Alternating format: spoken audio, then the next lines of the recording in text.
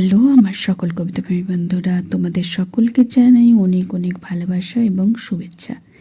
এই ঠান্ডা কনকনে শীতের মধ্যে আশা করি তোমরা সকলেই খুব ভালো আছো এবং নিজেদের শরীরের খেয়াল রাখছো, তার সাথে সাথে পরিবারের সকলের শরীরের খেয়াল রাখছো।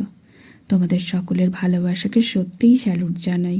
আজ আমি এই জায়গায় পৌঁছেছি একমাত্র তোমাদের এই ভালোবাসার জন্য এবং তোমাদের পাশে থাকার জন্য। ভবিষ্যতে তোমাদের কাছে অনুরোধ করব, এইভাবেই তোমরা আমার পাশে থেকো এবং আমার মাথায় গুরুজনদের আশীর্বাদের হাতটি রেখো। ছোটরা এবং সমবয়সীরা আমার পাশে থেকো, আমার কবিতার সাথে, আমার কবিতার সঙ্গে। তাহলে আজ আর দেরি করছি না, শুরু করে দিচ্ছি একটি সুন্দর রিসাইটেল দিয়ে।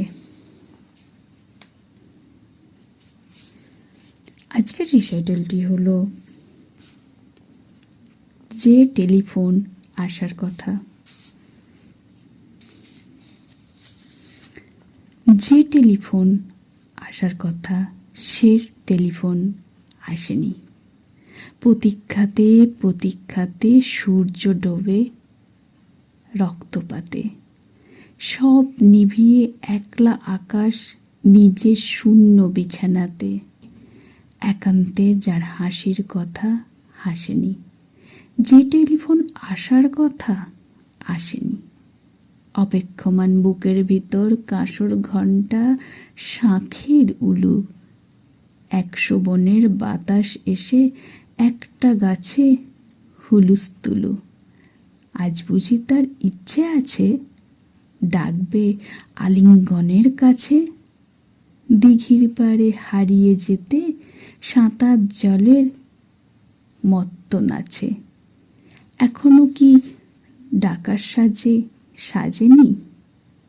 যে টেলিফোন বাজার কথা বাজেনি। তৃষ্ণা যেন জলের ফোঁটা, বাড়তে বাড়তে বৃষ্টি বাদল। তৃষ্ণা যেন ধূপের কাঠি, গন্ধে আঁকে সুখের আদল।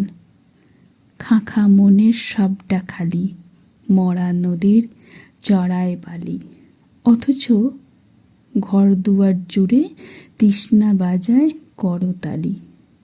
প্রতীক্ষা তাই প্রহরবিহীন, আজীবন ও সার্বজনীন। সরোবর তো সবার বুকেই, পদ্ম কেবল পর্দানসীন। স্বপ্নকে দেয় সর্বশরীর, সমক্ষে সে ভাসে না। যে টেলিফোন আসার কথা সচরাচর আসে না।